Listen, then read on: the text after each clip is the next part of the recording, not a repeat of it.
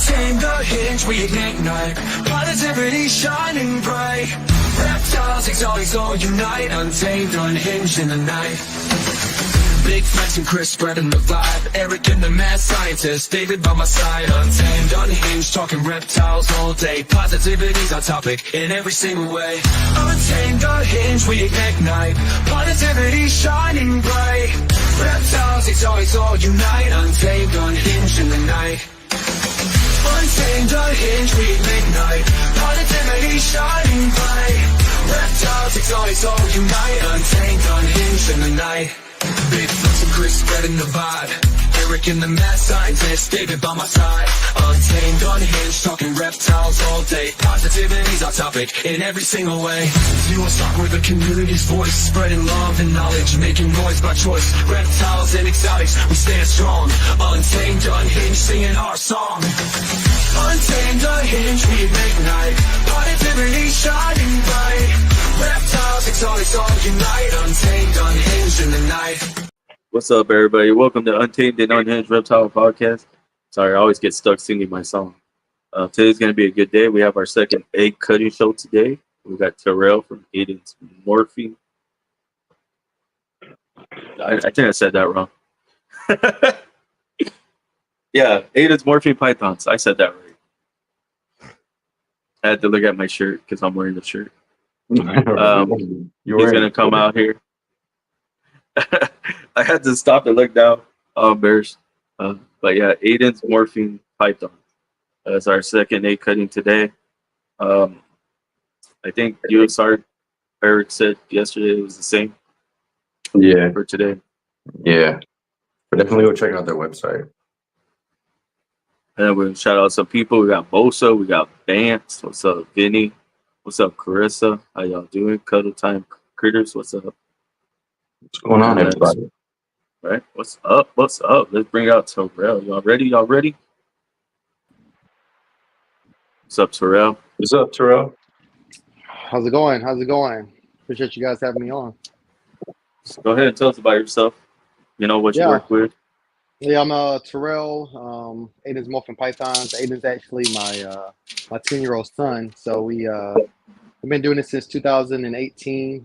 That's back when he used to help me in the snake room. So ever since then, now all he does is Fortnite and talk to girls. So not too bad. Can't complain. But Fortnite. Yeah, Fortnite is a little bit of Call of Duty, but yeah, so it's really just me in the snake room on a regular basis. But that's cool. 2018. I'm based out of San Diego, California. So mostly dealing in puzzle, pie, clown. Mostly dealing in. And so how do you? I know you said these when we were talking about stage. You said the eggs were you and collab. How do you go about collab? Pairings. Yeah, so me and Mike Porter. Shout out to Mike at Porter's Pythons. That's my guy. So we did a joint pairing on this one. So my male, his female. I think most of the time it's just you got to be trust there for sure. A relationship kind of built there. I think I've heard about some people who, I know that this person has this next level animal. I have this next level animal. Let's just make it work, and they might not even be that close. But most of the time, I think it helps if you destination wise or landscape in the same region. Like Mike is about an hour and a half away from me, so that makes things easier. Or you've built a strong relationship over years. Seeing someone multiple times a year at different shows and things like that. I think that makes it easier to do these joint breedings and joint pairings and breeder loans and things like that.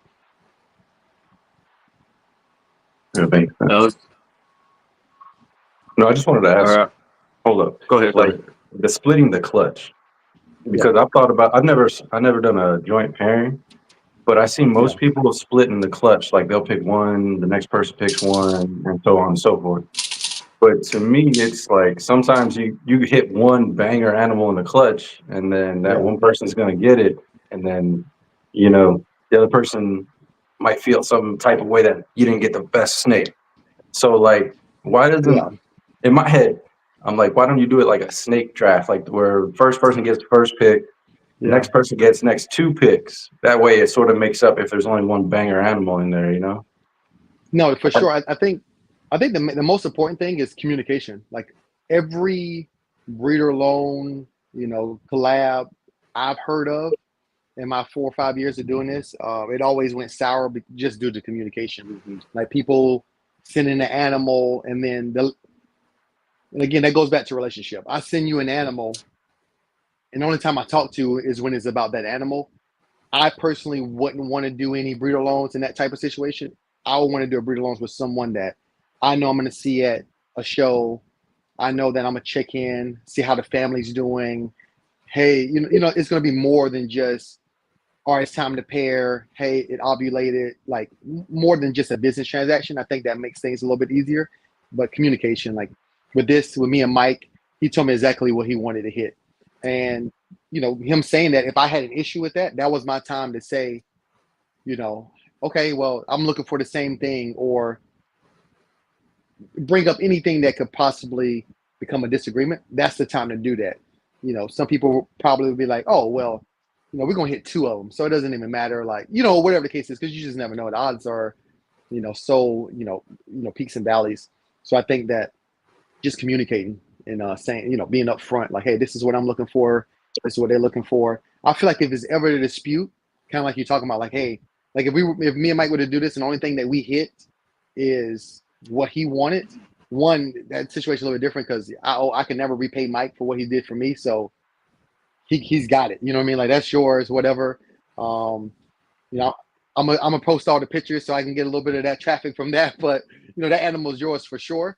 But it's for me, if we ever are at a disagreement, we're just going to sell it and split it. Like, we're not going to, if we can't split the clutch, like, hey, you might get the banger and I get everything else. But if it's like a big disparity between that, like, hey, we hit one banger and everything else is a normal double head or a normal head, then yeah, it's probably best just to say, okay, well, let's just sell this and then split it. Unless it's something that's so groundbreaking, Monsoon Clown, Pompeii, or something that you can't get back, or whatever the case is. If that's the case, then probably it's going to need to be some, okay, you're going to keep this one, but first time it breeds, we're going to have to do some kickbacks or something like that. There's always ways to work things out, but communication is the key, 100%. That's a great point. Yeah. You guys talk it out, mention every certain scenario. Yeah. That's a big part. Yeah, 100%. And you said you met Mike.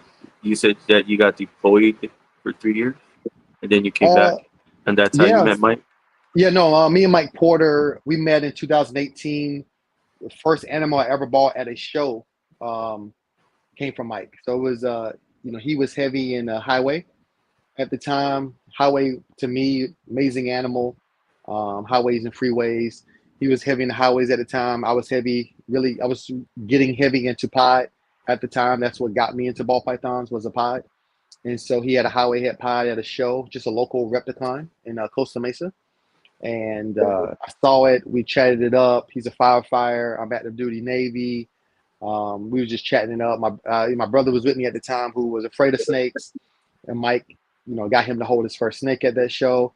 So, from there, we just, I love the way he did business. He came, I bought the Hawaii Pie mail from him, and he ended up coming with a card that had like meal dates. Like the way he just conducted himself, it was like, oh man, this is amazing. And me coming into the ball python industry, all the other industries I had been in before this was like welcoming to have someone who's like willing to answer a million questions. Here's my contact. If you have questions, you can ask that. So it was just he's just a great, genuine guy. And we just took it from there. Just again, at the time I'm new to breeding, so bringing up questions to him, he always was responsive. Even to today, we still joke like he should have a Patreon, as much as people reach out to him for questions, because he's been doing this close to 20 years, if not 20 years. So yeah, just a great guy. Every time we went to a show, we linked up. His wife Twee, good people. And you're talking about Mike from Ramery Royales, right? No, Mike Porter from Porter's Pythons. Oh, Porter's pythons. Yeah, Okay. yeah, Big Mike. Yeah, Big Mike. I recently met. We're both in Will Morrow's Patreon, RCR Mafia. So yeah, that's my guy. We got something working together on something also here soon. But no, Mike Porter up in Long Beach. He's up in Long Beach. Porter's Pythons. Some people call him Porter's Pods. That's kind of what he's mainly focused on is pods. So yeah, so he, after building that relationship over 2-3 years, I got orders to leave San Diego and go to a ship. With that being said, I knew I couldn't leave my animals in a room for 6 months unattended, and I didn't want to sell everything. Yeah, I didn't want to sell everything off, so I asked the question and threw I threw a Hail Mary, and he came back was like, yeah, like, I know you got nice stuff, I know you clean, like, we worked out an agreement that was pretty easy, no paperwork involved, and yeah, we just took it from there. He ended up keeping my collection for 3 years while I was deployed. I did 2 deployments on an aircraft carrier. He kept my whole collection for those 3 years. I ended up showing up with a rack of snakes, and then he still allowed me to continue to buy and add to the collection and not get left stagnant over those 3 years. So I came out of that 3-year period with adults ready to breed. A few clutches here and there, some highway pod stuff, some DG Clown stuff, head puzzle stuff. So came out of this, not behind, and that was my main thing. And I can never repay him for how much he did for me in doing that. Like I never had to pay for a rat, never had to, it was no worries. Like I knew he had it, and it was great. So that's rare. I'm sure that'll probably never happen again, but I appreciate him for that. That's awesome, though. That's incredible. Yeah. To have that, like, somebody to watch, all those things. And did he breed his own rats, by the way? He does not. I think he used to have a couple of like rodent rats that he would like maybe supplement some things, like maybe mice or something. But he does not breed his own rodents. So breeding rodents here and getting rodents in Cali is his own challenge, like having a constant supply. And I think it's because, it's California, paradise to most. Weather's never too bad on either swing of it. But I just ran into it here 2 weeks ago. It's just, heat wave comes. Like I think we were at 101, 103. That heat wave comes, and most people are doing this stuff, their setups in barns or sheds, and then the heat wave comes, and now you have, and it's for everybody. Everyone's feeling the same heat, so you may have 1 or 2 breeders standing, and they have contracts with stores and other people, and so you go 1-2 weeks without anything, unless you're going to a reptile store and paying $8 for a medium. Like, all right, that's a little extreme, but like $5.50, $6 for a medium per rat. So I feed live. So I've been very fortunate this season though to be able to get weekly deliveries with no issues. But summertime is always got you kind of back against the wall, because you never know if someone's going to lose their whole colony or most of their growouts just because of the heat waves. So my next question is like, when you breed or you're pairing, do you breed for like what's better for like your future, like future wise, or do you breed for you? Both. I have some projects and some animals that I know I want something this season that is going to be, it's kind of like one is a marketing thing, and then 2, it's a, for me, like I know I want everything I bred this season. I wanted something from, like, if I can hit it, I want it. I'm going to keep it. So that was this type of season for me, just because again I kind of been out a little bit on the sideline. So this season I'm only going to breed the things that I want something out of, and I know it's going to push something for it. It might not be leaps and bounds, triple recessive, visual, but it's something that I can hold back and I want to build off of in the years to come. But at the same time, I don't personally have anything, just because I'm in California and square footage. I don't have anything that's strictly bales. Like I'm a breed. I have 3 bale females. I just want to sell at shows. Like I don't have anything like that, but I have animals that I know if I miss, it's going to be good looking animals that are good show animals too. So, but most of the time, I would say I'm breeding from myself.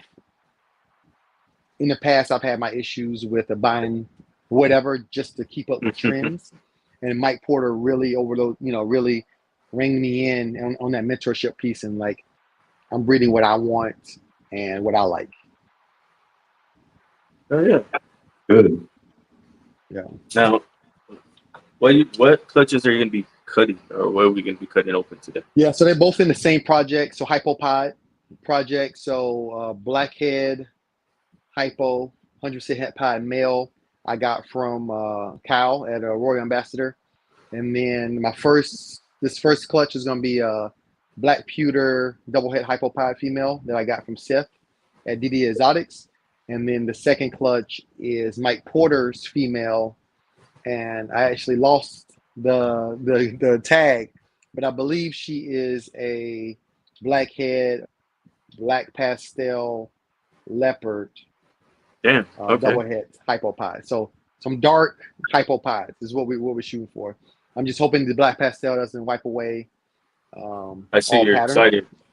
Yeah, I'm excited for this one. My first hypopod clutch of this season. Hit 2 hypopods, both for males, and everything else. The whole clutch was hypo. It was a visual hypo het pod to a double het hypopod, OD banana inchy. So I hit 2 inchy hypopod males. Everything ended up being hypo, which is great. So some good odds with the hypo, but all the non-visual hypopods are 66% het. So hopefully this one I get some better odds. Oh yeah. Yeah, haven't hit a hypo blackhead. Haven't hit a blackhead pod yet. So hopefully I can see that too. Blackhead pie. That'd be dope. They are dope. Yeah. Those so super. So out of this, Mike wants he wants a male super blackhead pod out of his clutch that we're splitting. I know that I would like to have that too, but I'll take a blackhead hypopod. You never know. We might witness some odds here. yeah, for sure. So I've been pretty fortunate with odds, sex, and I did again. I was breeding for myself. I did a lot of head-to-head pairings this season, a lot, and decent. Like I got killed on one 10 eggs, lace head puzzle to a fire vanilla head puzzle, or no double head puzzle albino. So 10 eggs, and so head-to-head pairing, not one puzzle. Damn.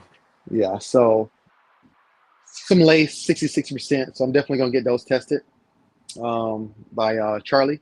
So we'll see. But yeah, that one hurt. That one hurt. No visuals at all. Yeah. Yeah, that would hurt me too. But like, damn. I want you to go ahead and plug yourself right now, and then we're gonna drop this sponsored video. All right, perfect. So go ahead and tell us where you can where they can find you. Do you have a YouTube channel? Yeah. So I do. I have a YouTube channel. I started at the beginning of this season. I had one 2018 with me and my son. Trying to do things, but it just it's too raw of material. So I didn't like it for myself. Now I'm still raw, doing this YouTube things, but just trying to put content out there and be more personable, and be someone that that someone is comfortable buying because they know something about me. So a YouTube channel, Aiden's Morphing Pythons, Instagram, Aiden's Morphing Pythons, TikTok, Aiden's Morphing Python. So follow me on any of those. Yeah. So a quick question before I do the sponsor video. So are you doing this until your son comes back when he's done playing the video games, or? Yeah, my goal. Listen, I love it. I love it. I love it. I love animals. I've always have. I grew up in South Carolina. That's where I'm originally from, and there is more agricultural. Cows, horses, fishing. Those are that's the typical things. Like we've always kept betta fish in the house. You go to Walmart and get the betta fish. So I've always had dogs. I've always had pets. My whole life around something, And so I love animals. And this started for me and my son just going to look at turtles at a pet store. And then I saw a pod and an ivory, and I was like, what is that? And it just went from there. So this is something that, I'm gonna at some point retire from the military, and I want this to, as I get closer to retirement, I'm growing my collection to a point to where my retirement, I'm doing this, and it kind of washes. So that's my goal. Like, keep it at this point, the piece where I can handle a full-time job and the snakes, but then grow that as I'm on the way out the door. To, this season I did, 23 clutches. Next season I might do 40, but then over the next several years, just kind of building that up. I think 100 is a good number to not get tired of it. For me, in my mind, get up to 100 clutches a season. I think that'll be a good goal. That's a goal that I'm working towards over the next few years, and to not burn me out as I'm on my way out the door. So you're trying to get a facility as well? What's that? You're trying to get a facility as well? Absolutely. My goal is actually this year coming. Hopefully interest rates drop a little bit, and I can get me a property here that I can give me something in the back. Get something built. Something I was looking at. Those Connex box offices. Okay. Like getting something like that. Has a door, window, is insulated. You can get the AC unit installed.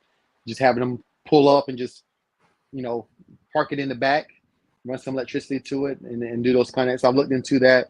Getting one for the snake room, getting another one a little bit further out for rodents. I would love to breed my own rodents, but it's a square footage thing. That's my biggest.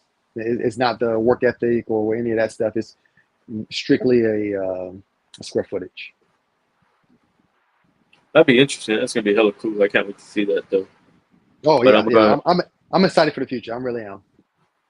Like I want to see that as it develops, man. Because I've seen people like take off and they come back and they have a whole, like, they build a whole facility themselves. It's crazy. It is.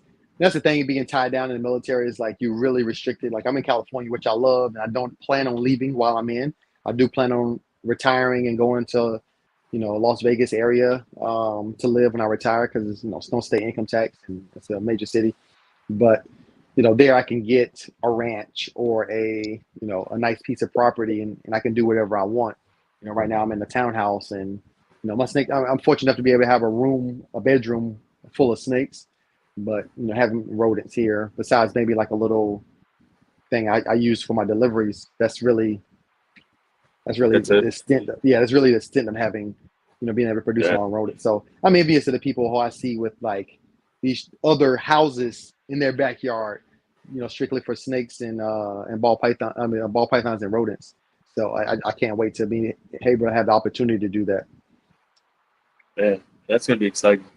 I'm gonna drop this sponsor, and then we're gonna go ahead and cut the first clutch, or whichever clutch you want to cut. All right, perfect. All right, let me do this.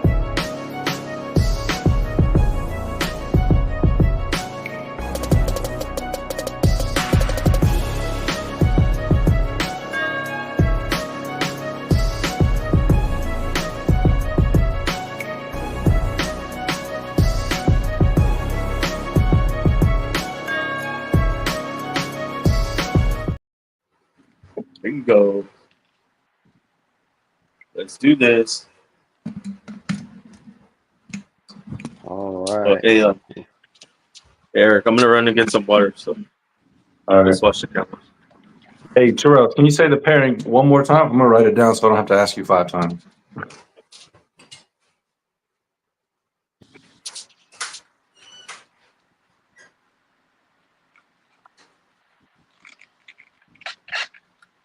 Terrell, can you hear me?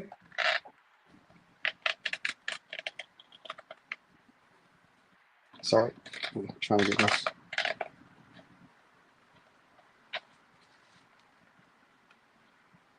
You guys see okay? Can you hear me, Terrell? Okay. Just make sure it's centered.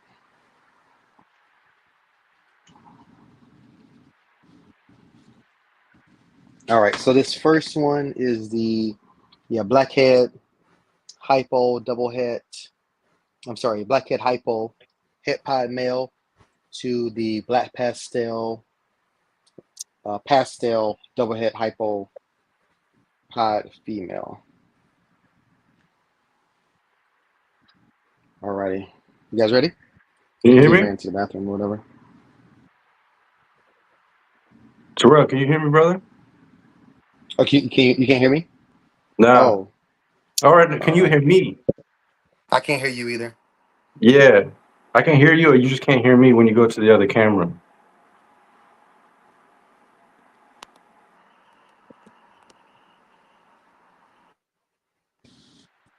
Can you hear me now? Yeah. Can you hear me? I cannot hear you. Yeah. So it's I can hear you. I can hear him. I can hear his doors closing. But I can't hear you. that's weird. What happened? So I Terrell just can't went to hear the. him. Can you hear him? Can you hear me, Chris? Oh, you didn't have headphones. Yeah, what? Can you hear him? Because I can't hear him. Yeah, I can hear Eric.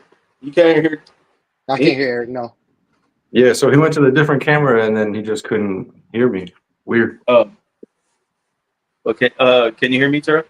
Yeah, I can hear you. You want me to leave and just come right back in? I don't know. I was thinking I can if leave. Eric. Try that. Try it, Eric. See if it's you first. What's up, Big D? What's up, More Ford? What's up, Fred English? What's up, guys? More Forge. Oh, I know Jamie's in here sometimes. She be watching. Appreciate that. Talk now. Terrell, can you hear me? Yep, I can hear you. All right, cool. Yeah, it must have been me. I don't know what was going on. All right, there we go. We're good. All right. All right, let's get to it. All right, yeah. So, like I was saying, blackhead hypo het pod male to black pewter double het hypo pod female. This is my second clutch from this female.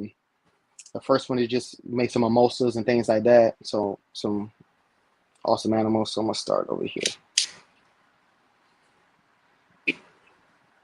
Let's go. This is exciting. Hanging in there, brother. Hanging in there. Okay. Black pewter. That's nice. Still nice. Maybe blackhead. Sure.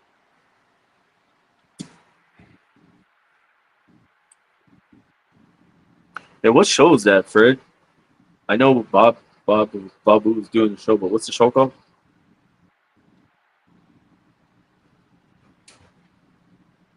Dang, I can't remember it off the top of my head. It's like East I've seen it 100 times. Atlantic. Yeah, East Atlantic. Maybe a blackhead or a normal. Oh, I got some bleeders. That's this weekend, right? Yeah. Southeast Reptile Show. Yeah, Southeast. There you go.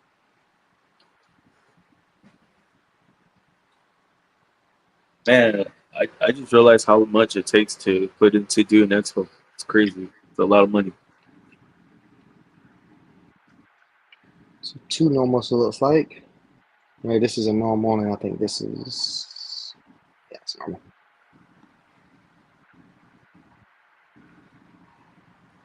Good size clutch.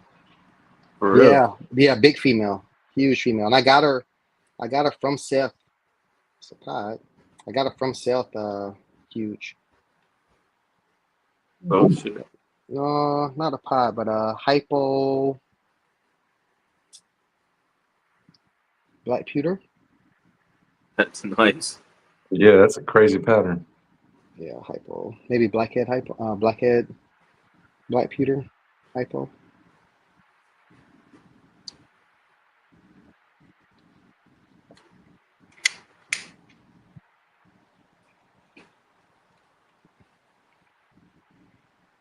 Oh, that's another pewter. Yeah, another black pewter. Where the pod's at? One hypo so far. Yeah, 5 more. Yeah, they're all on this row. It's okay.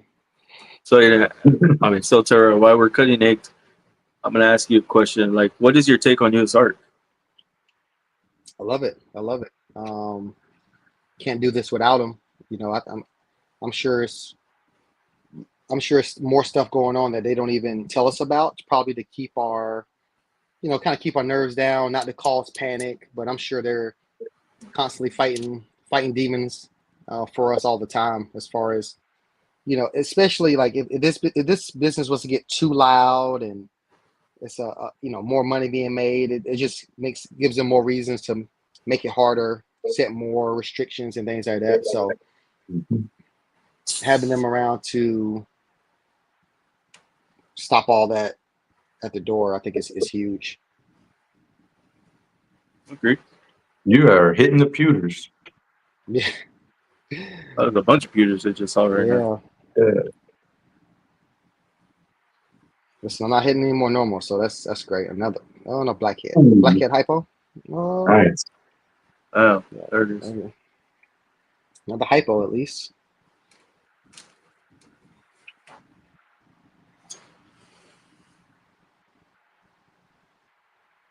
Terrell, you incubate with hatch trays over water? No, I got vermiculite, Okay. but so I did a little bit of. I did everything except water this season. Another black pewter. Nice. Nice pattern. So I did straight vermiculite, with no trays. I did easy hatch. I did what's the fish filter things. Like the I know what you're talking about, like the padding, the filter padding. Yeah. Well, not one pod. Damn. You had a lot of pewters in that one, and a couple of Man. like it was blackhead hypo in there. Yeah. Let's get cleaned up a little bit.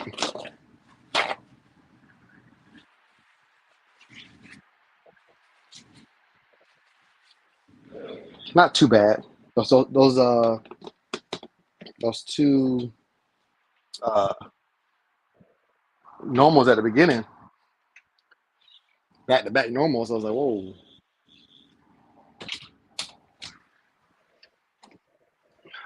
I got a soft spot for normal.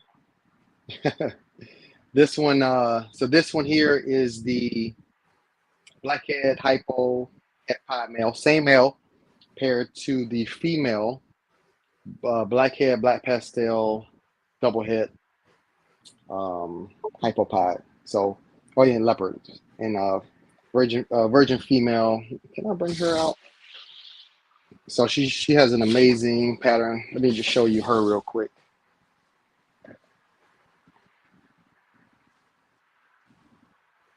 Break her out.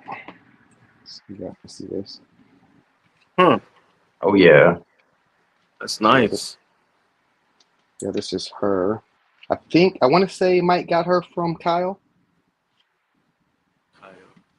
Kyle at Royal Ambassador.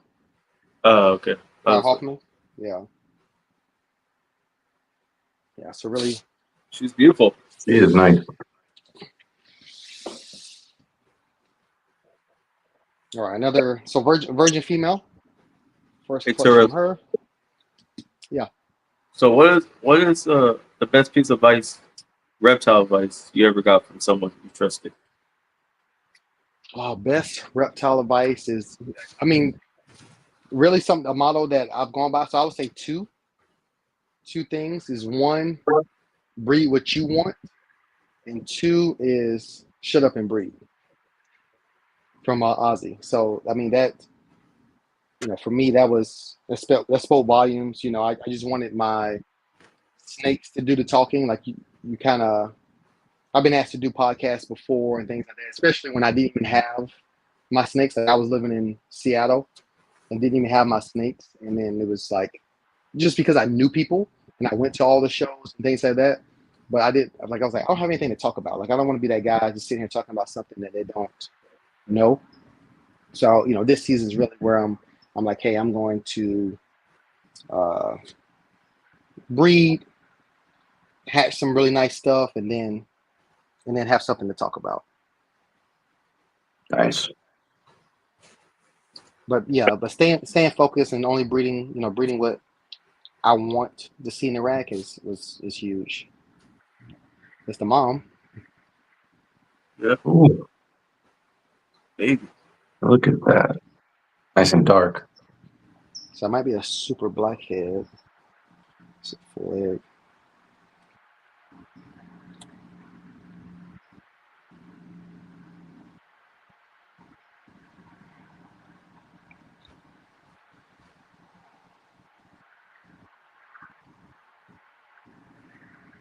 That one.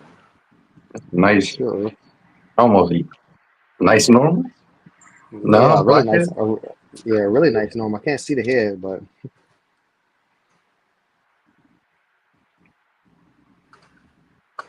where are the pods?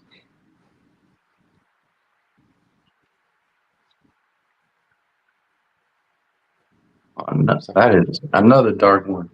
Look at Yeah, that. kind of looks like the mom. Not as this one might be hypo. So This they one's were way both too head darker. pie? Yeah, supposedly. Supposedly. Like, they were both head pie? Yeah.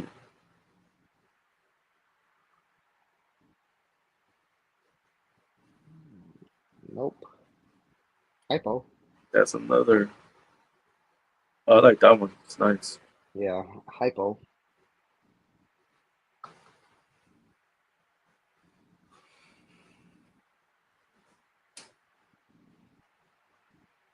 Terrell, you like the dark stuff or you like the light stuff better?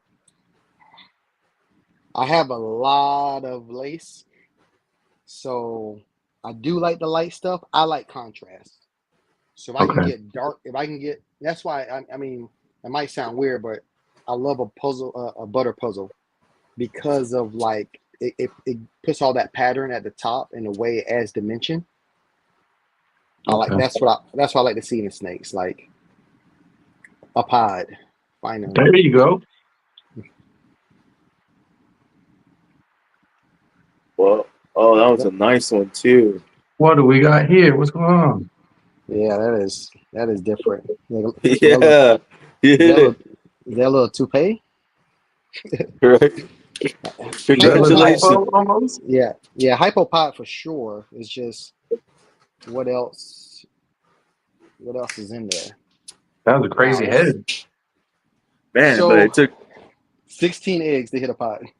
We This That's what I was got going to one say. It though. took 16 eggs to hit a pie. So hopefully this one is a pie, too. Yeah, this one's got some. Fingers crossed. Yeah. This one about to burst.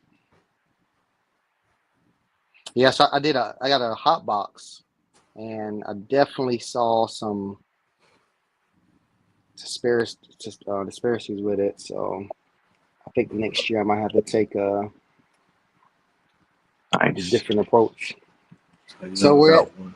I think you guys jinxed me because now we at that, that conundrum where we got one pod. That's possibly super blackhead, super blackhead. So yeah.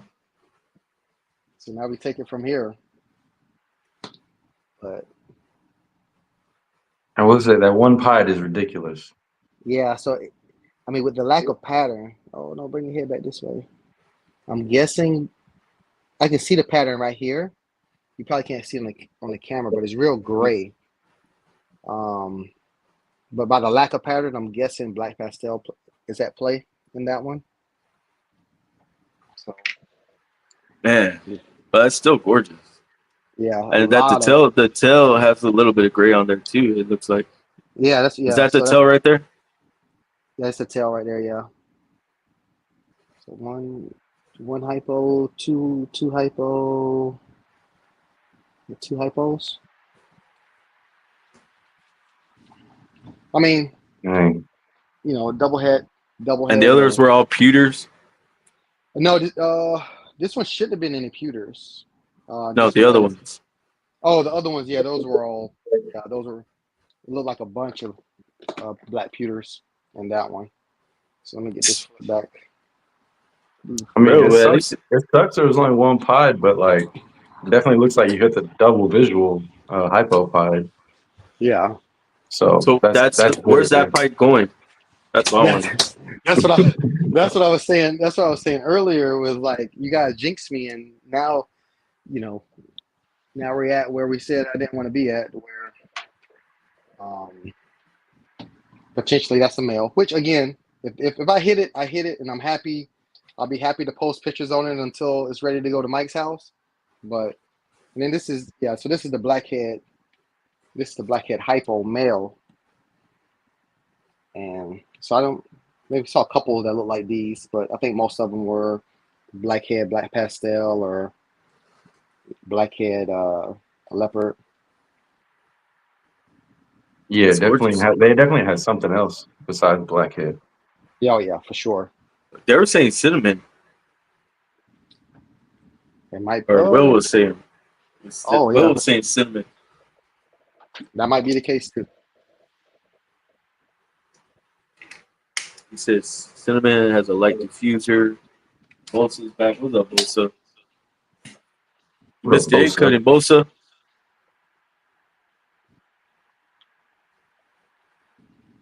You missed it. We got all pewters, one pie. I think we jinxed Terrell. I don't know how we did that. I mean, at the end of the day, he did hit what looks like a hypo pie, right? And it Yeah, looks I like think. some crazy pie. Yeah, I think it's definitely a hypopie for sure. It's just what else is in there. I mean, I'm really hoping for super blackhead again. If it's a super blackhead hypopie and it goes to Mike, that's amazing. And I'm happy for him, and I'm just happy that it hatched here. So I still got those bragging rights, and yeah, I don't feel any type of way about that for sure. I'm just happy that it happened, and she proved out. But now I got to worry about the other girl. So sending that shit in, which I've had to deal with that this season. I had a female who I raised up for 3 years, a pastel leopard het puzzle that ended up not being het puzzle. And so, having to work that out after 3 years and now going back, and I actually bought it as a ready to breed. So I've had 3 clutches and never got a puzzle out of it. So that's what kind of raised the alarm to, hey, let me just send this off to Charlie. Then it'll be a not puzzle. So having to work through that this season was a little bit of a challenge, but it all worked out. Definitely hiccup. So why not send it to Mike? Does Mike have puzzle? Yeah, He doesn't. Like No, he doesn't. nobody. No, he doesn't have puzzle. I think Will has puzzle, doesn't he? Yeah, Will Morrow's, yeah. Yeah, I had my breeder male I got from I got an Inchy puzzle I had raised up. I got from Will, and he did great. He did some good work this season. Damn. And no puzzle, so you can't get or send her back over there to get bread and then get it back. I'm sure I could.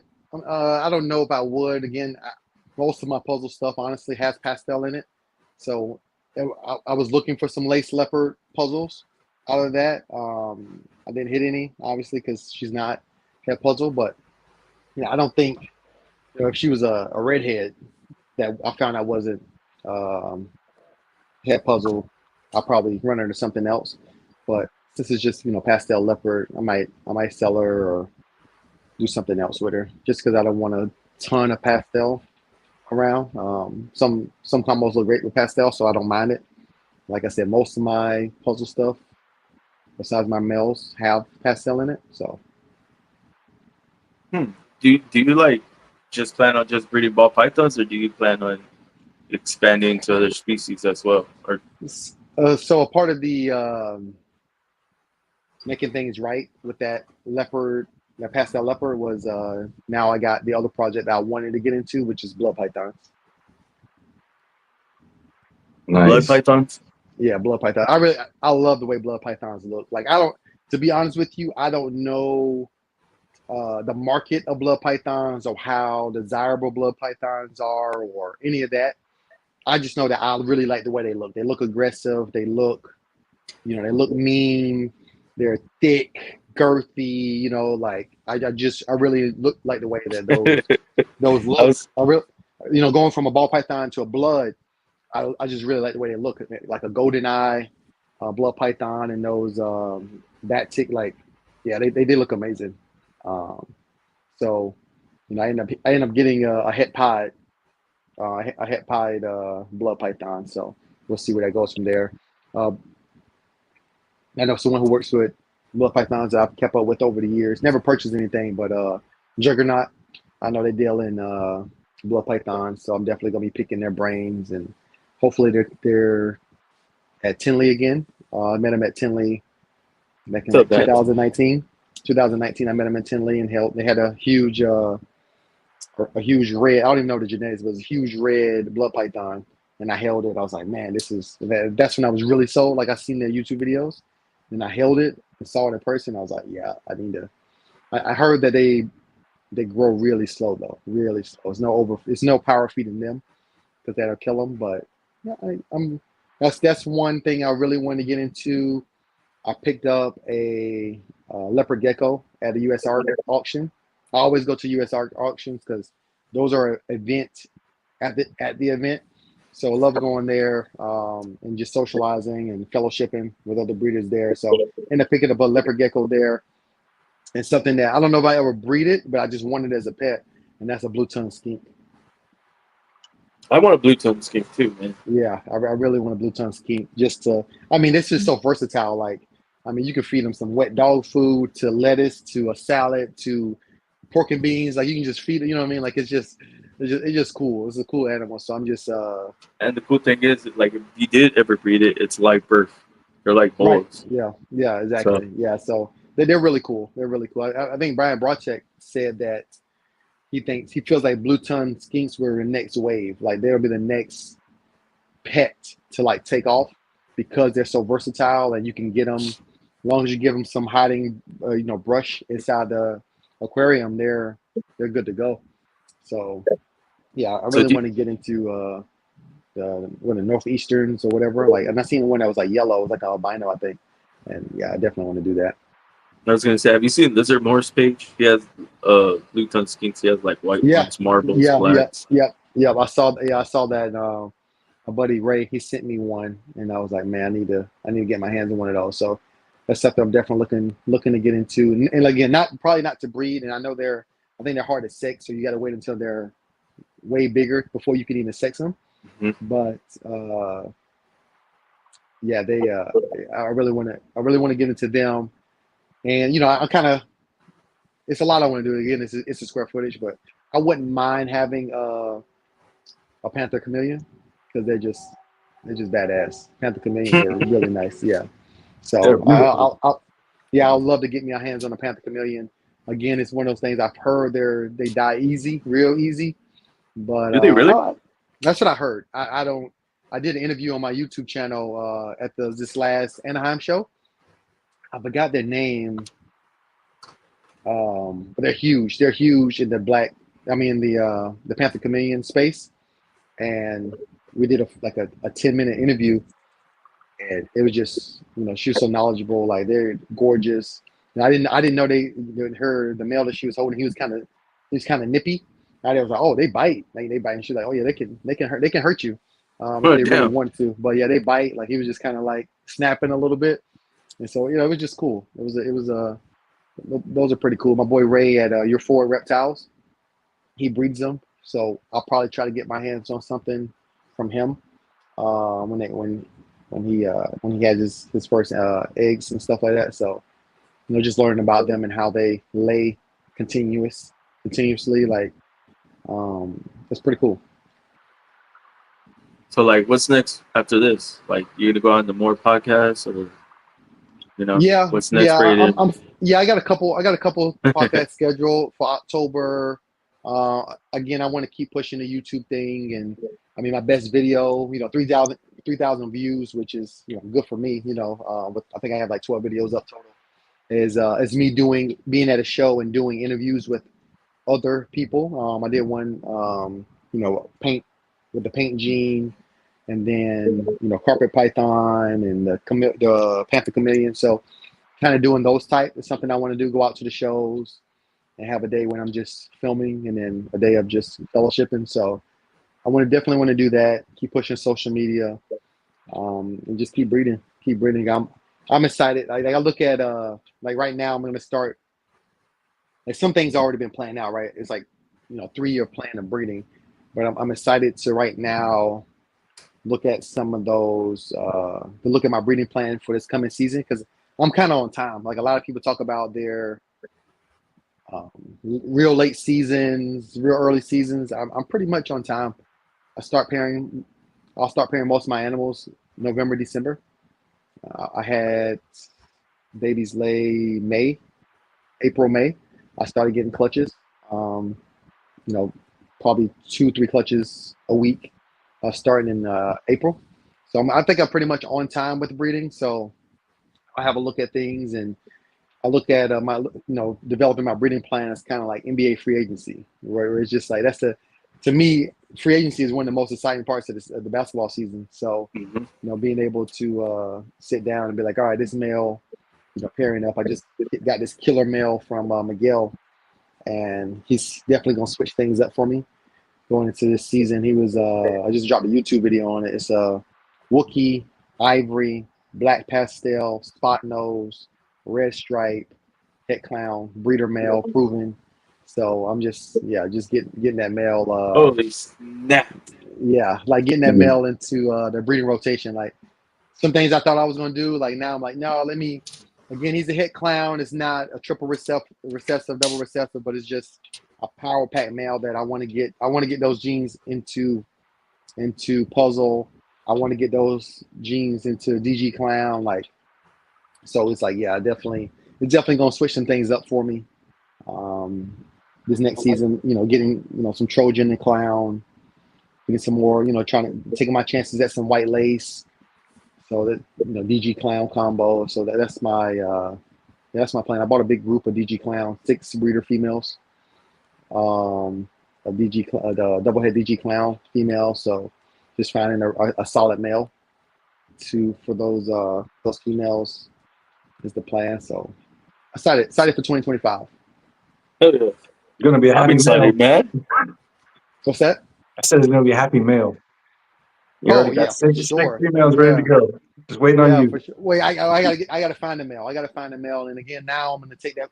Now I'm looking at 1 or 2 of those females and running that male I just got from Miguel and sending those sheds off to see who's hit for DG. But running that male, like possibly hitting a Wookie Pompeii, Posset DG, Pompeii, Posset DG. Like, yeah, I'll take those chances and run the head to head for that just to try to hit something that's amazing. So, looking for a nice DG Clown, DG Clown hypo is kind of what the direction I want to go with that project.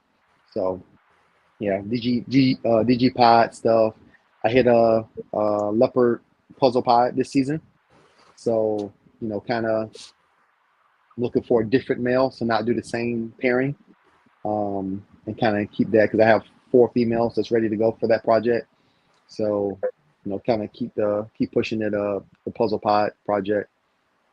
Does that look any different to the pattern? Does a puzzle like you tell me. So you can show us. Let's see. Yeah. So let's see how this looks. Oh, I like that. So I'm a little too close, but yeah. I like that pattern. That pattern is nice. There's a lot of pattern, which I was really happy about. Just a female. Really wish it was a male, but you can't go wrong with. At this point, with my breedings, I need some heavy hitting females on the shelf, just because one thing I've learned is that these big breeders, they have the opportunity. A new gene comes out. Like if I wanted to get into like Sunset or Monsoon, they can go out, buy that male, and they're gonna have 4 or 5 gene females they can just throw to that male. And right now, I don't really have that, but that's something that I'm trying to build to get is that shelf, that rack of just banger females. That if I go get Gorilla, or if I go get Monsoon or whatever, I can I could pick 3 females on the shelf, run it, and I'm gonna get some amazing animals out of it. So multi-gene, multi-recessive. So I don't have that right now, but that's the goal. So having that female, even if having that female and being able to throw lace in there and throw some orange dream, or I mean, you saw how orange it was. Is no orange dream, no lightning genes at all. That's just a leopard puzzle pod. So being able to throw yellow belly or asphalt or something like that in there, I think it has legs. Barry has hit some great hypo puzzle pod stuff. I think an OD hypo puzzle pod. He just listed a few things on Morph Market. I think it's very suave. So he's taking the puzzle pod stuff to the next level. Randy at Dark Cloud Reptiles, another San Diego. That's my guy. That's my guy. I've gotten a lot of puzzle stuff from him. From Baltazar and Will at Royal Canadian, and Randy just hit a puzzle pod, just no leopard, and yeah, I think it has some legs. So we'll see when start adding some other genes. I know right now, pod isn't high on people's must get list. I think I just saw Dave Hoffman's YouTube from Schaumburg. And I think Troy from Best Dress had a super OD inchy pod for $400, and I was like, wow. I'm like, pod is taking some lumps. I feel pod is like DG, how DG was 5 years ago. Well, I'm like, even though it's taking lumps, like that $400 snake will probably sell then more off your table than anything else. Right. True. Very true. Very true. I think going to a show, you'll sell more pies than you would something else for sure. Like pie is still an amazing looking animal. I have some females that I'm still going to breed pie. Like I have half a rack of pie females that easily, and half of a 5540 that's hot. From DG pie to single gene pie to puzzle pie. So I'm still going to breed pie. I literally just picked up from FedEx on the way here. I got a asphalt het pod that I got from Antoine because I have my breeder pod male is the ODYB Inchy Gene X pod that I got from Miguel, and so I got these yellow belly females, and I want to make ivory pods. So I got this asphalt. So I made a lot of me and Mike Porter made a lot of highway pods in the past. So take a swing at some freeway pods, some OD Inchy, some Mardi Gras pod. So yeah, we'll see. Nice. Jose says, "What's up, Terrell from Edge of Panic? Edge of Panic ball pythons." Oh, okay, nice. What's up, man? So I have a question. So did that OD Fire Champagne Hypo Black Pewter Double Hypo Pied? Did you get pieds out of that clutch? Oh, which one? The very first one? Yeah, I think that's what it is. No. I'm looking at your page right now. So OD Fire Champagne. It's on your page. Oh yeah. So the OD Fire Champagne. No, I actually sold her at a show. My very first show I ever been. It was. I would have bought her from you because she is gorgeous. Yeah, she was. Yeah. So we actually, I think that third picture on there is the. That one was a. Orange yellow belly Inchy. No.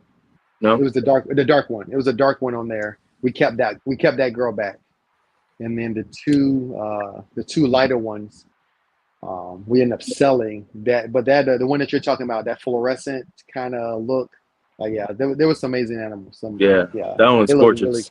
They look really good. That was my first Mike bred those, and that was our first maternal incubation. Twins? Like Mike, no maternal incubation. Yeah, Mike was on a fire. I think it was a cinema. I think that was the Malibu. It was the Malibu fire, I want to say, and Mike was on that fire for like 3 weeks straight, and so he came back to the clutch, and so he just let her cook them. It was 4 eggs. The mimosas.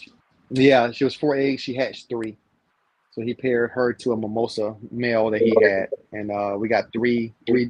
It was a rainbow clutch. It was bangers, like they look really nice. And so she went from that 4 egg clutch to a 10 egg clutch. Two seasons later.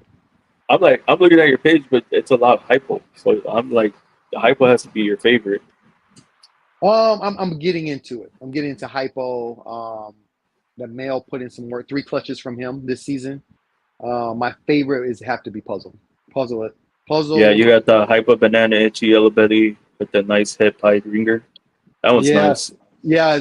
A couple people asked me like, "Hey, are you sure that isn't pod?" I don't think it was, but a guy ended up hitting me up and he bought 3 of my holdback females. That today I'm like, man, but he, sometimes you give people a price Yeah. and then you're like, I don't want to sell it, but you give them a price and it was kind of like, all right, what time you want to meet? And I was like, all right, you know what I mean? So it's like Dang, I you did it. serious? Ugh. Yeah. So then, I mean, but I took that and immediately put it into, back into, that was my holdback. So I was like, let me get some holdbacks of something I don't have. So that was important to me to kind of make sure I got some stuff that It I must have hadn't. been a high price, right, for holdbacks. Yeah, it was. So I sold. Usually they are. Yeah, I sold him. I mean, I'm not gonna talk the numbers, but I sold him an inchy butter lace clown female. That female, that banana OD inchy hypo het pod female, and I sold him uh inchy lace clown male, and it was one more animal. Oh, I sold him a adult banana yellow belly pod female. Damn. Yeah, Nice. that hadn't bred yet. She was coming up to. She would have been in that freeway rotation, but Okay. 'cause she was gonna be ready to go for this 2025. So yeah, I sold him. I sold those 3 females. That And as I'm really. looking, I'm sorry. I'm sorry, Yeah, go Terrell. ahead. As I'm looking through your profile, like your snakes, they're getting brighter and brighter and brighter and brighter every time. Yeah, for sure. Like, I mean, the one the one thing I wish was getting brighter was these lace. I would tell you, lace kicking my butt this season. Like with some of them, like they come out and like you cut that egg and it was like lace. And some of them you're like, man, I do not want to give this snake away, and it end up being lace because it's like you got a normal, and then you got like a fire and vanilla were 2 things I had in play this season with my lace, and that really kind of it brightens also. So just trying to fight that vanilla and that fire combos with the lace. It kicked my butt. And then on the clown side, I had lace. I made some. I love lace in pod. Like Justin and made some lace pods, some lace clown pods, and they look great. So I made some inchy leopard lace double head clown pods this season for the future. And Nice. because just what lace does to that dorsal and disrupts that pattern on the dorsal stripe, I really like that. So something I wanted to make and put on the shelf for later. So it's just like just making sure that lace is lace and lace for sometimes laces you need 2 or 3 sheds before you 100% certain. And again, I just don't want to. I'm not trying to flood the market with a bunch of lace that I didn't know was lace. Yeah. Because again, I'm really diving back in head first right now. So I don't want to mis-ID something and sell somebody something that's not lace, and I definitely don't want to give away some lace, and not do it justice on the price. So For sure. Oh. What I was gonna ask you? I was gonna ask you something right now, and I lost track. speaking of lace, let me show you this one. I wasn't late, so it was something else.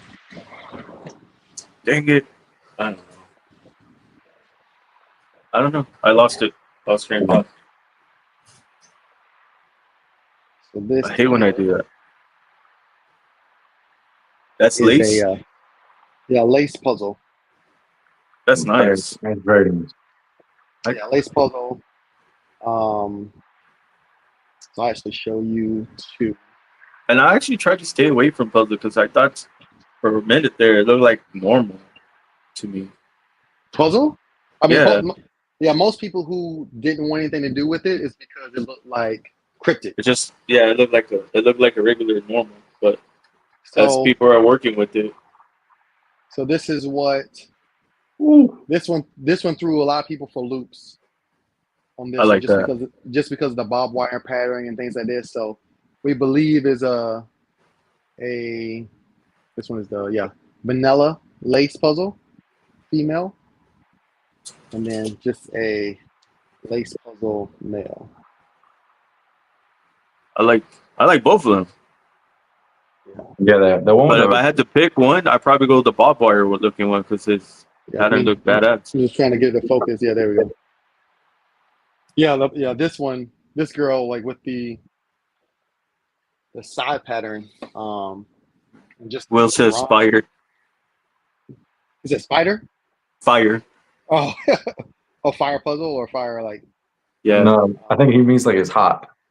yeah, like the sidings on this with the kind of the That thing is amazing. golden, yeah, the golden siding on here. It's crazy. Yeah, again, another one I wish was a male, but He says fuego. Fuego, man. yeah, one that not a male, but yeah, I love it. Still a banger. Oh, for sure. Bro, like, that's, like, I want all your, like, whatever you got back there. Just send it. No, just Send it send it. I'll make me a price. He's like, damn. Yeah. And, so if you could change one thing in the hobby, what would it be and why, Terrell? One thing in the hobby. That's a good question, man. One thing in the hobby. I mean, to be honest with you, man, being a part of so many different communities, like, I breed French bulldogs. I bred Rottweilers, championship, champion bloodline, Rotties, flipping houses, sneakers, Pokemon, collector. And this is the best industry I've been in. Like, I can't lie. Like, this is literally, like, I know it's cliche, but the amount, like, doing things like this and being able to call somebody and be like, hey, I got this going on. Like, I got an animal that I think is going to die because it won't eat. And then having someone walk you through it or come to your house and be like, hey, this is how you do it is in other industry, I can tell you that it doesn't happen. It doesn't happen. I think one thing I haven't liked, and I do the auctions every once in a while. I'll put something out there. One, I kind of do it for like an exposure thing. I think because I can show you this animal and auction it off, but then say because I had this clutch and this was the pairing, and so but I feel like at this point, some people are exclusively selling snakes on the auction. I mean, and to each his own. Like, if that's your thing, like that's your thing. Like, I'm not knocking it, but I'm going to kind of open it up to where you can buy more auction spaces.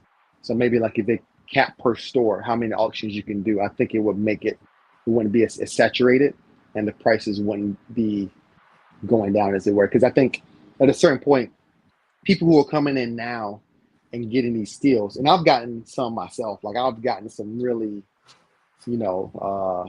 great animals off of auction from, the asphalt het pied male, breeder male, Trojan het clown male,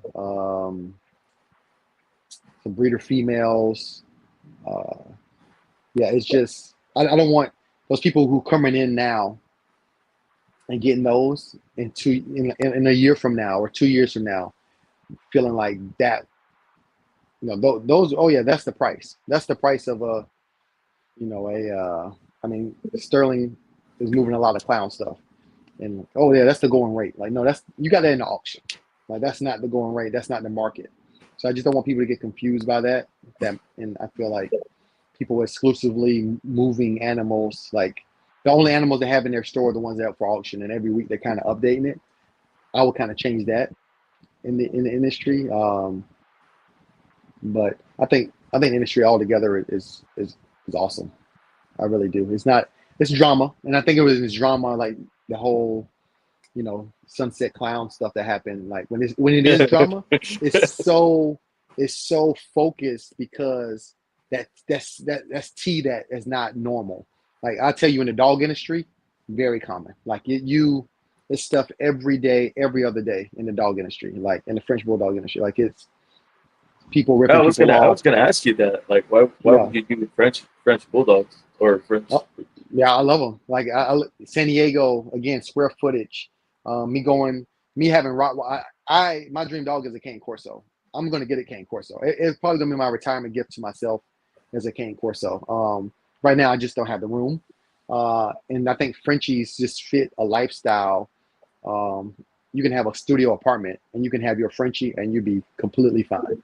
So it just, and then honestly, the French bulldog market right now is just, not just because it's so many different morphs with French bulldogs, from Merles, Isabella, Rojo, blue, tan, lilac. There's so many different colors and patterns in the French bulldog. It's kind of the same thing. Like you have a litter, like I have, hopefully a litter dropping here in 2 months, and I don't know what's coming out of that litter. Like I'm hoping to get some, fluffy Rojos carrying pink. Like I hope to get that, but I don't know. So that excitement is still there, and I really look at this like I don't have an addiction. My girlfriend might say I do, but I love playing craps. I love playing craps, but I'm not like I don't have a gambling problem. But this is gambling, 100%. Like I'm gonna pay Yeah. $5,000 for this male, so hopefully next year I can breed them, and hopefully hit this 1 in 16. Like it's called odds. Like that's the same thing as at the bookie. The bookie is calling it odds too. So Yeah. it's gambling. And I got you get a rush. You cutting those eggs like. When we started talking right before I cut that clutch, you're like, oh, you're excited. Like, yeah, like it's game time. Like let's see. We've been waiting 58 days for this. So it's just it's fun. It's really fun. Like you breed a cane corso to cane corso, you're gonna get black cane corsos or brindle cane corsos, but Frenchies is another form of morphs and stacking genetics, stacking structure. So it's almost the same thing, to be honest with you. Frenchies is the ball pythons of dogs. Ball pythons are, that of snakes. Frenchies is that of dogs, 100%. That's cool. Yeah. But I hear too though, like Frenchies are hard, like because they have to have like a little surgery in their nose or something. Yeah, sometimes, and that's a breeding thing. Like ear stand, like you'll see some with tape on their ears, like a Doberman. Like, some you breed. It's a genetics. It's hard to breed things out or in. It takes years of time to get there. Sometimes their ears are kind of like this a little bit, and that's not right. So for them to be like this, it takes years to breed those ears back. It takes, big rope is when they have the fat roll on above their nose. That's 2 years ago, that was the wave. Like 30 grand for a dog that had a big rope. Fluffy 3-4 years ago, 50 grand for a Fluffy. It's the same thing, right? Fluffy is like the DG. It's very comparable. Very comparable. Interesting. What is that? It's the orthophilic type breed. Brachycephalic. Bradford. I hope I said that word right. Say it again. Brachycephalic. I'm gonna look it up. I can't see the chat for some reason. The smash face dogs have those breathing and rope problems. That's what he's saying. Yeah. So I have a female. He was a velvet big rope, and so velvet is like a non-shedding, very fine. Like she's almost waterproof. Like I pour a little bit of water on her, and the water just beads and rolls off. Like it's an exotic type or a coat that came out probably 2 years ago, and she had a big rope, and she ended up getting pneumonia, which caused her breathing, her nostrils to swell a little bit, and that pressure from that fat roll didn't help the situation. So it almost came to a point to where we would have to cut the big rope off just to allow her to breathe. But we got her better, you know, continue with the plasma injections and things like that, and you know, got her back to healthy, no issues. But sometimes it is, you know, it just depends on, you know, they snore, you know, it's a cute snore though, you know, it just depends. Like the female that the two females that I'm waiting on their litters, you know, they don't have those issues. They have a little bit of a muzzle, so they don't have a breathing issue. You know, my dogs go outside, they're mobile, they can stay in the sun without immediately, you know, passing out. Like it just depends on how you run your camp. Okay. Yeah, and the breathing thing and the snoring and the heavy breathing, that's you tolerate that like you can tolerate a head wobble. Like, hey, it's a little head, like I know that I'm gonna breathe this and it might be a little bit of a head wobble. Hey, I know I'm gonna breathe this and there might be some deep breathing going on, right? They're not gonna suffocate. Like I don't personally know a dog that's suffocated, or know an owner like that a dog suffocated, right? Yes, they might have breathing problems, but they don't just go around and like they just pass out because they can't breathe. But that's not a thing. So He said, "How about the farting?" Oh my God, that is man. Listen, it's funny because it's a thing, and you know, you'll search far and wide trying to, you know, oh, it's the food. Oh, it was maybe they got into something in the backyard. Like you search far and wide trying to figure out like how can I you know, tame this stomach issue that the dog has, and it's just they fart and it stinks. Nasty. I'm on nasty. He says when they have soft palates, and I've seen dogs die from it.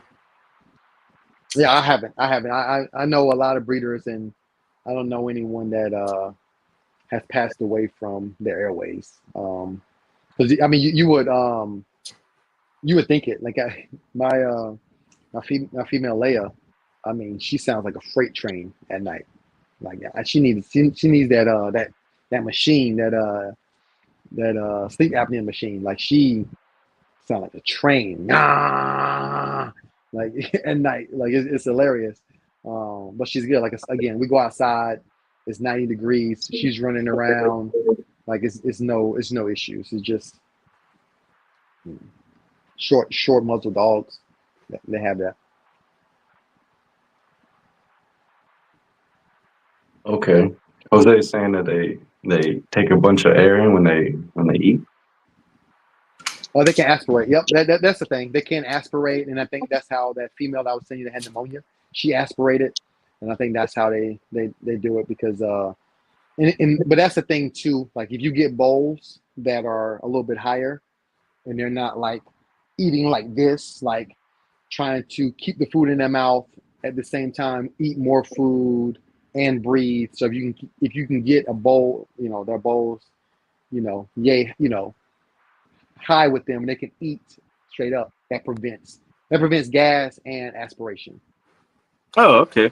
But if you just throw a bowl on the ground and they're eating like this, and they're trying to scarf the food down, also the short muzzle, keep all the food in their mouth, breathe, and all that. It swallow. It can be strenuous on them. But if you can see the bowls on like the little stands. You do those. It helps out a lot. I didn't know Okay. that. It makes a lot of sense. Right? Yeah. Now I'm like, okay, that makes sense now. Yeah. A lot of people be like, don't get a French Bulldog. Why? I want No, one. yeah, It's cute. and it is. It's people out there who they know about. You know, it's a taboo. The breathing thing is a taboo. Again, it's not like, oh, we're going on. My dogs can't go on park. You know, walks at the park. We do that. Like and that's the thing too. Is like, hey, I'm gonna take my dog to the park. 1, 2.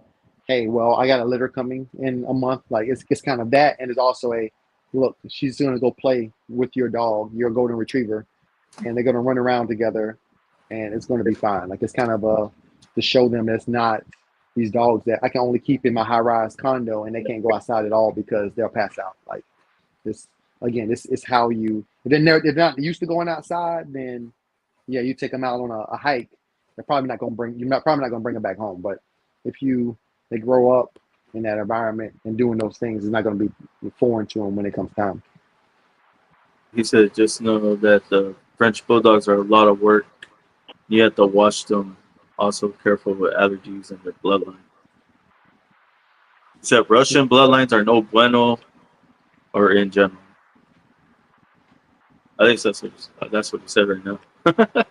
Yeah, I've heard.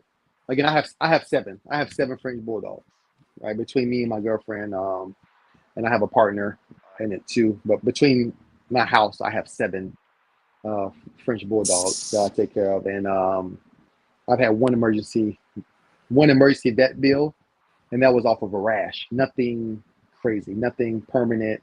It was off a rash. Gave some, some spray, a painkiller, and then I haven't had anything crazy. Okay. It just it hasn't. But people will tell you like you got to have this crazy vet insurance. I didn't know it was a thing. I had 4 at the time, and I didn't even know that it was a pet insurance. And people were like, "Oh, you got to get it. You got a French bulldog. You got to get pet insurance." Like, I guess I've just been very fortunate. I haven't had, these crazy, removing spleens and all kind of whatever is going on with people's Frenchies. But I also don't let my Frenchie go run and play in scrap yards and go through trash. And like my Frenchies are in controlled environments, a controlled yard. Like it's just not. And other than a TV remote is, I think that's as far as it, like just randomly chewing up my stuff. Is like a remote control has been like the height of them getting in something that they shouldn't have, or the puppy pads, eating puppy pads and stuff. But it's everyone has a different story. Some people, again, I'm sure there are some crazy things going on, or some crazy surgeries or health things. Like when my puppies, I do a 6-panel health test with their blood work to ensure they don't have any like inherited diseases or things, hip dysplasia, things like that. So you gotta do your due diligence and sell quality stuff. All right. You have your Frenchies like in the house, like running around, or do you have a specific area for them? Yeah, it's both. So it's like a they're running around. You take them outside, make sure everybody goes potty, and then you bring them in and let them kind of do their thing for a while. But they at night they're put away in their crates to make sure nobody's getting into anything or fight with each other. Because my girl Storm, she is a fighter.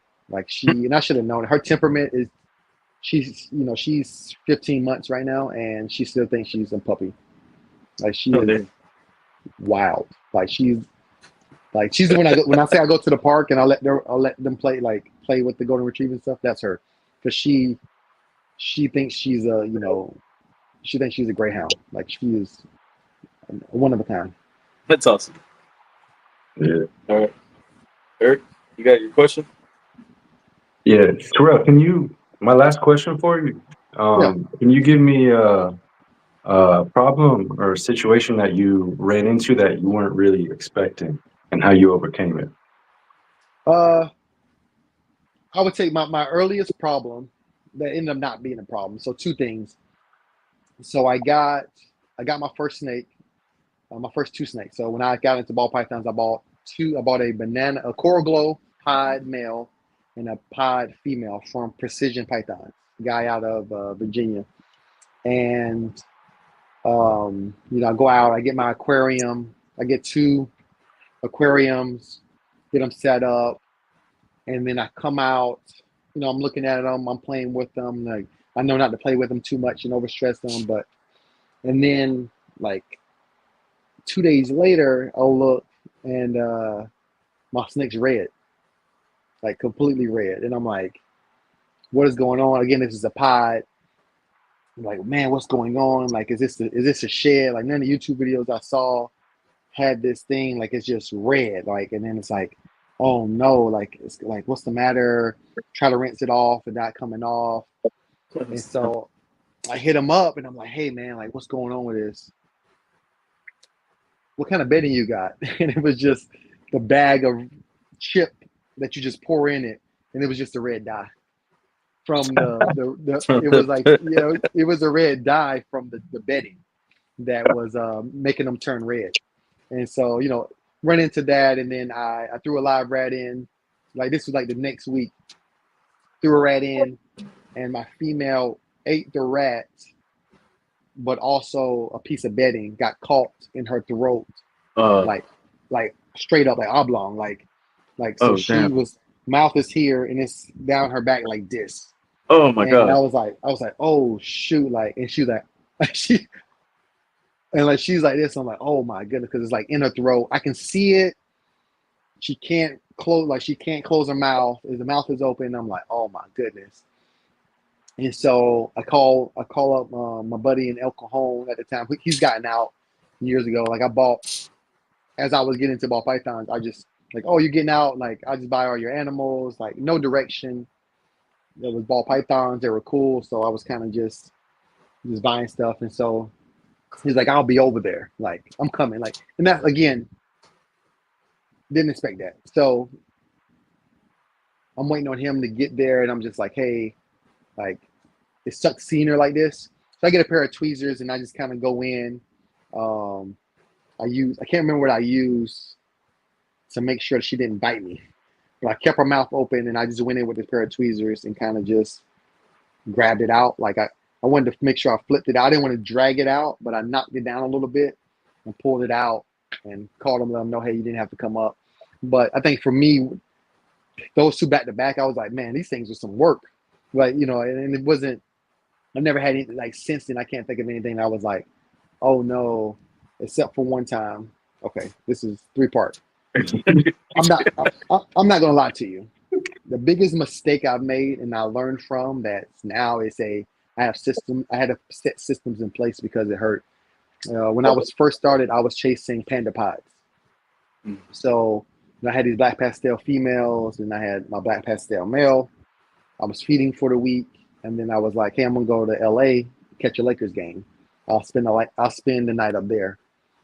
And I didn't pull all the rats out. I didn't triple check that all the rats got eaten. I come back, I left for Friday night. I came back actually Sunday morning from LA, and half my snake was gone. Dang. So this is, I always say I've been, I had snakes for probably 4 or 5 months at the time. And so I had got that male maybe a month. And we were getting ready for the breeding season. Black pastel pods at that time weren't cheap. And I was just getting into it. And I remember just like me and my son, and I remember just sitting there like almost fetal position, like sitting on the floor in front of my rack and like and I was just so, and it was funny because I was just so mad at that rat. I was like, you asshole. Like, so I fed him to like Old Faithful who like ate everything. So I immediately like grabbed that rat and threw it in with her, and then he snatched up, and I was like talking to the rat. Like, and like that hurt. I haven't told that many people that story just because like I know that the bad parts of breeding is like the stuff you never want to really talk about. But that was a real thing. And then I think I saw a video from Billy, again, the industry, helping the industry. And Billy talked about using, so basically I made these and I did what Billy does. So when he feeds, he basically takes this and I don't know if you see this, he takes it and does it like this when it's a rat inside. Okay. Oh, okay. Yep. So when it's a rat inside, he does this. And I took it a step further. And so I do all my feedings. I feed the whole room. And then if it's still a rat in there and the rat, she's not, ducking and dodging, or he or she's not ducking and dodging from the rat. And like, cause I have a female who she would track this rat for 6 hours before she eats it. She's just like, wherever, like if it's a clown head pie female and she just, for 6 hours, she just does this and then she eats it. So for those that I know they're going to eat, but it's not going to be, they want to play with it for a little bit. I throw in an extra, so it kind of looks like this, just to like when I walk in, I see a big red clip. I know that it's a rat in there. Catching your eye so you remember. Yeah, exactly. Catch my eyes like I walk in, it's like, oh, let me grab or whatever the case is. So yeah, that's something that I've implemented after that to make sure that never happened again. And mistakes happen. I get it. But that I remember how it felt when that happened, and I just never wanted to feel that way again. Yeah. Besides, how big was that male? The male was 700, 800 grams, honestly. Like, He's still. and it's the thing, and I'm telling family and friends about this, and they're like, "Wait, the rat ate the snake?" And I'm like, "Yes." They're like, "What kind of bitch ass snake is this?" Like, and I'm like, "Yo, listen, like, I'm shocked. Like, wait, you just sat there while this rat was just nibbling on you, like, and it ate it from the head down. So I'm just in my head. My son, at the time, my son's 4 or 5. And so he's trying to understand the concept, like, where's Batman? That's what he named it. He's like, where's Batman? Like, and I'm like, Batman, it's just bat. It's just bat now. No man, it's just bat. Like, yeah, it sucked. It sucked. And I learned from it. It was something, it was one of those things. It was an expensive lesson. I immediately went out and bought another male. It was this breed at that time, Intelligent Design Reptiles. They were based out of Cali up here, and they were also chasing Panda Pod. So they were chasing the same, and so they had a male. So I ended up grabbing that male. I never hit the Panda Pod to be jump to the end of that story. I never hit one. I also never.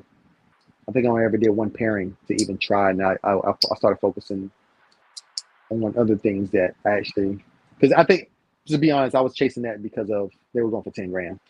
So it was something that, one of those things that you got to. I still had the pairings for urban camels. Oh, but those are amazing looking. Like, I remember seeing the first one I ever saw was at Tinley. It was a guy who was always by the door when you walk in. I can't remember, but he's always sitting, like, he's looking from like the front door, and he always had a table full of urban camos, and I thought they were amazing. Yeah, those were great looking. I think they were like 6 grand at the time when I was looking at them. I was like, wow, like, these are really nice. But yeah, I never hit a Panda Pod.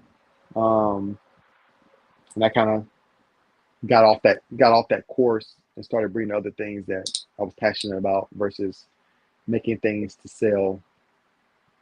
Yeah. All right. I got 2 questions. Yeah. So what did you think of the podcast, brother? Love it. I love it. I appreciate you guys having me on. I know I talked a lot. So I appreciate the format. I appreciate you reaching out. This is good. Nice shirt. So I gotta get Eric. I gotta get Eric one for sure. I'm gonna do another run. Billy got into it with I think Olympic Reptiles one show. There you go. Repping time. Yeah. Billy got into it with Olympic Reptiles on my channel, my content, and he just went off for 2 hours because I believe Olympic Reptiles said that it's no money in high-end snakes. And so Billy was like, if you do things the right way, it's money. Like, I can't believe he said that. Like, and he just went off for 2 hours. And Billy was like, get your Instagram up, right? You don't want to hit something and like you come out with a monsoon and it's like the first thing you ever posted. Like, nobody's going to trust you. Nobody's going to really want to buy from you because they don't know you. And, it was treat the hobby like a business. Like, he really went off for 2 hours. And immediately after that podcast, I had the shirts, I had the logo made, I had shirts made, I got these amazing business cards. I started a link tree. Like, I took that week and turned my hobby into a business and started posting, as much as I could. It's kind of, I'm sure like the content portion. Yeah. You try to be consistent. It's hard. Yeah, you try to. Yeah, you go on your run. You like, yeah, man, 3 weeks straight, and then you go 3 months without nothing. Like, it's just. And then you have to start all over again and do it again. Like, damn. Start all over. Yeah. So it's just like, so I got serious, and at that time I didn't even have my snakes, but I knew where I wanted to be at. So I was like, let me start now. So when I do get my snakes back and I'm at the season I'm at now, I'm here. You know what I mean? Like, I have a great foundation going, and that was 100% the goal. I'm not gonna lie, I love the logo, bro. Especially the Green Ranger. I appreciate it. Yeah, I mean, for me, the Green Ranger was it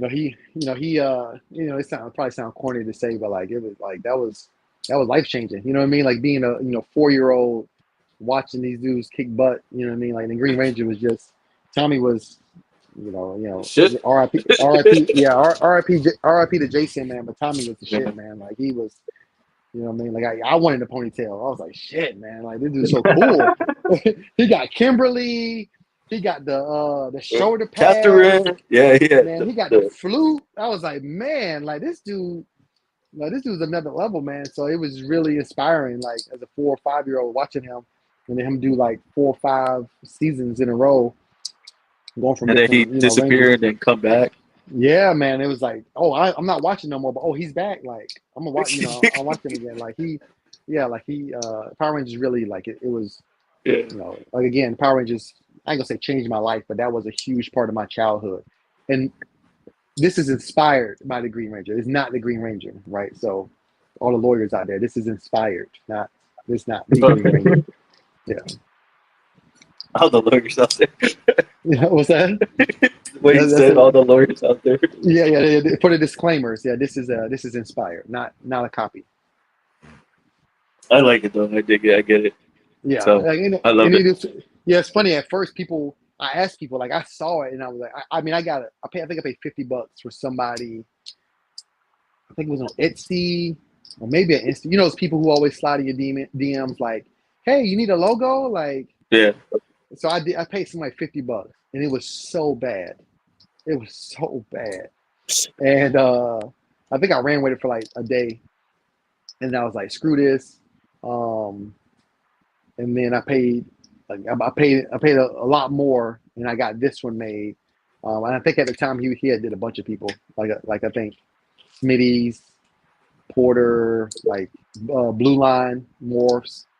The same guy did all, because you can kind of see the kind of same Yeah. kind of concept with all his work. So he did quite a few people's logos, and yeah, I loved it. I saw it, and I was like, yeah, that's. I That's actually think I know who you went to too. Yeah, it's like stencil or something. Oh yeah, the one that everybody's using. Yeah. Okay. Yeah. It's funny because Fat Man, Snakes and the Fat Man, he hates him. He hates it just because everybody goes to him, and yeah. I use Animal logo and design. I don't know if you've seen him. He's No, I actually haven't. sponsored, but he sponsors. Sponsors. Okay, yeah, I'll check him out. But I went back to him literally 2 days ago. And you know how in the Blue Line Morphs YouTube video he has like the animated video Yeah. that was also made by the same guy who designed it. So I kind of gave him a concept, having my son being the Green Ranger, taking the helmet off kind of video to make for intro for my YouTube. So hopefully I can get something solid for that. But yeah, That'd be cool. That's a cool idea. Yeah. So yeah, that'd be dope. I told me, and it's funny because I told him, to change the Dragon Zord, the Dragon Dagger to a ball python. Yeah, to a ball python dagger. So yeah, we'll see. I hit him up That'd today. be He said, dope. yeah. I sent him pictures of my son, so he said he's still working on that part. But yeah, I'm eager. I'm ready. Yeah, I'm ready for this. For sure. Damn, that's gonna be awesome. Yeah. That's gonna be Dope awesome. intro. Because I think I hit you up for the stickers because I was like, "Where'd you get your stickers?" Right? Yeah. Yo, And then yeah. That I think you wanted. Yeah, you want stickers in a shirt, and I actually have I have your shirt. And then I think I sent it out, and I think it got lost. And I Yeah, it think never went on came. deployment. I was like, I never got the shirt, bro. But I'll just let you know. I went on deployment, and then I came back, and then we Big Mike's egg cutting, and I was like, man, let me get this guy his thing out, man. I had told when you said I have been hitting you up, and I was like, oh shoot, like let me get this out, So I ended up sending FedEx. I was like, man, I need to make sure he gets his shirt, like. So I ended up sending it FedEx to make sure that you got it because I wanted you to have it. Finally got it. Hell yeah. Yeah, because you were the first ones who was like, bro, like that's dope. Like, and I was like, man, let me make sure you're good. Because I remember when I sent yours out, I sent out a bunch. Mm-hmm. Never seen anybody wear it. Right? You're the first person besides someone like my girlfriend to wear the shirt. So and I appreciate that. That's dope. Yeah, I love this stuff. I love the shirt. Yeah, I think but Eric would yeah, wear it too. So yeah. That's saying, Eric, 100%. message me your I would have yeah, worn yeah, them. message me your size and your address. I'll definitely get you one out, and I'm gonna reprint them because these right here. I don't. You can be honest. Like, do you like this type of print? I do. Yeah. So I don't. I didn't know if I wanted to do this or I wanted to do like the paint. When I just didn't want it won't fade. That's the best part. Like this is an old shirt and it still looks new. So I wanted it to kind of be that way on purpose. Yeah. So, but I think I'm gonna get some more redone. I plan on going to Tinley, and I want to hand out a bunch of the people that I met over the last breeding season that I can make connection with, and we keep in touch routinely. So I definitely want to, give out some stuff at Tinley too. So I'm gonna get I'll get another run done. Yeah, I gotta get some more stickers because we gave them all out at the REPTILE Nation Expo when they came down here. We Yeah. were podcasting there. I put up a bunch of stickers, and then Oh, nice, yeah. my other co-host, because there's three of us. It's him and then David. He's a scientist, a mad scientist. That's what we Nice. call him. And he started just throwing them up on the table. Like Yeah. I was like, chill, bro. Like let's do 5 at a time. Yeah, like So now I have to restock up. yeah, allegedly right now I'm tagging a bunch of street signs. But just to just to get it out there. But it's dope, man. And again, I think now the wave is the patches. I've seen a lot of people doing the Oh patches. yeah, I want to do that too. Yeah, so It's a hell lot of money though. yeah, like so in the military, patches is like a huge thing. So I got connects for that. I don't even know how much. I think it's like a patch is probably, if you do a good order, probably $2 to $3 a patch, which is a lot more than a sticker for sure. But shout out to Bomb Projects, man, because I remember 2022 Las Vegas show, the Reptile Show in Las Vegas. They had the Crocs, like the thing, charms. the Crocs. Oh, the pins. Man, yeah, they had the Bomb Project pins for the Crocs. Yeah, And I got like, mine. bro, y'all some marketing geniuses, man. I wouldn't even think of that. Like I didn't even know they did custom Croc pins. Like so that was dope. But man, that's awesome. I've never even heard of that. That's They had it. They was first. Yeah, shout out to them, man. They was the first ones to do that. I didn't even know that was a thing, man. But it's not official like Croc, but you get anybody to make anything. But yeah, they had a whole thing of like giving out those charms for marketing. I was like, man, that's dope. I also like his shirt, his merch. He has the little ball pythons and like dressed as little kids. That was cool. And that was one thing too. Like, I wanted two things for my shirt. Like Billy and his like, don't be lazy. Like I got it like on the back of my shirt. I have this is the QR code. Yeah, no slack on the back, right? Yeah. So it ain't a much, but it's my QR code that takes you to my link tree. So I wanted that, and then I wanted a shirt that somebody would be willing to wear anywhere. Like I'm going to 7-Eleven, I put this on because Bomb Projects, like if they ain't selling snakes, they're selling merch. Like their shirts are so cool that they get income. When they go do a show, they're gonna pay for the table via merch or they're gonna pay for it via snakes because they have such cool stuff. So that was one thing that I was looking at, is being like, hey, how versatile can I make this to not be logo a snake? Like I want it to be, something that people can relate to and be like, oh, I want that. I want that because I can relate to it. And then when you give your merch to other people, and those other people wear your merch around, people are going to see it. Yeah, absolutely. And I think that too. I think that adds a trust factor too. Like if I've seen that logo before, so it's got to be. You know what I mean? Like it's again, you have people who don't have any merch, and they're making incredible stuff, but you won't really know it because they're not really putting a lot of stuff out there. But just being able to be a friendly face, I think people are kind of draw you to it. 100%. All right, man. We did an hour and 45 minutes. That went quick though. Yeah, I gotta get some dinner. I gotta get some dinner.